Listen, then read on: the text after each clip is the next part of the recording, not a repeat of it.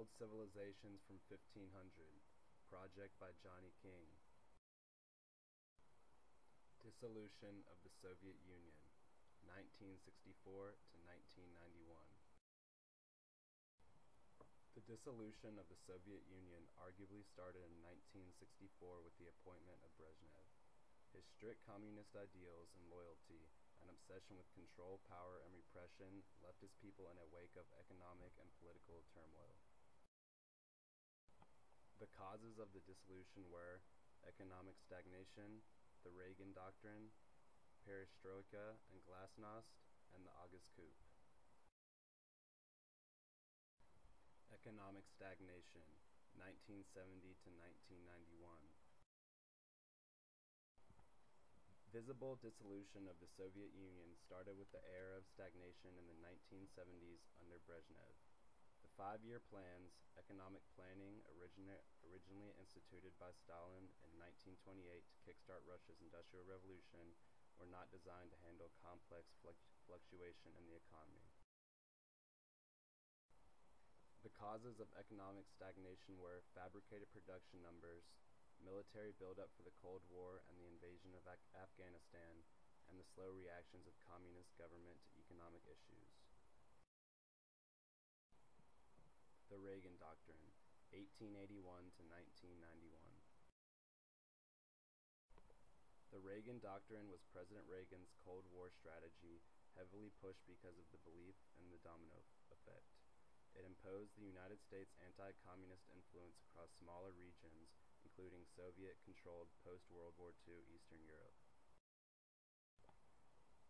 This affected the Soviet Union by reducing communism's footprint, shrinking the Soviet Union's influence, and supporting democratic revolutions in smaller communist-oppressed nations, an example being the Mujahideen Revolution in Afghanistan. Perestroika and glasnost, 1885 to 1991. Under the new influence and leadership of Gorbachev in 1885, the Soviet Union's controlling Communist Party tried to institute new policies of political and economic reform, along with reducing political corruption and control of citizens. Gorbachev tried to use these policies to reform the government to a decentralized version of communism and hopefully save the Soviet Union.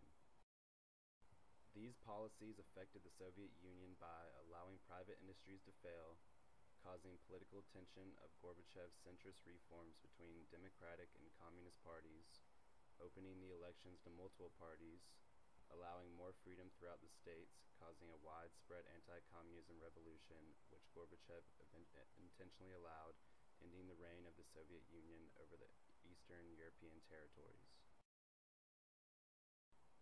The August coup, 1991. After watching Gorbachev's reforms destroy communism, the conservative heads of Gorbachev's Communist Party attempted to secure the presidency by attempting a military coup in Moscow. The coup ultimately failed because the KGB military failed to arrest Yeltsin, who rallied the citizens to make a public demonstration, which the military ended up standing down to. The aftermath, 1991 to 2001. The dissolution of the Soviet Union ultimately started out as a slow decline in economic and political security, and was accelerated with the election of Gorbachev and his reforms. After the collapse, Gorbachev resigned, and Yeltsin rose as a major political influence in the newly created Commonwealth independent states. Although communism was officially ousted, the ideals still existed with members of parliament, causing trouble with Yeltsin's party. After the next 10 years, Russia's economy continued to fail, and surrounding republics continued to leave and join NATO. In 2001, Putin was elected to office, and the country has been on a path to rehabilitation since.